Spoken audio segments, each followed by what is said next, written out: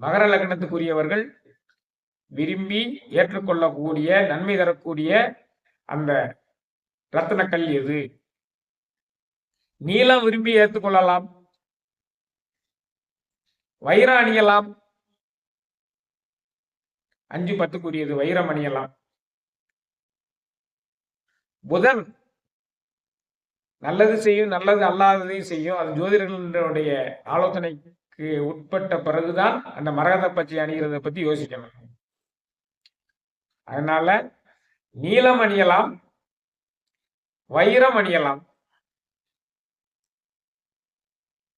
அணியக்கூடாத கற்கள் பவளம் கட்டாயம் அணியக்கூடாது, பாதகத்தை விளைவிக்கும். முத்து மாணிக்கம் கட்டாயம் அணியக்கூடாது. அப்ப அவர்கள் கட்டாயம் அணியக்கூடாத ரத்தின கற்கள் பவளம், முத்து, மாணிக்கம்.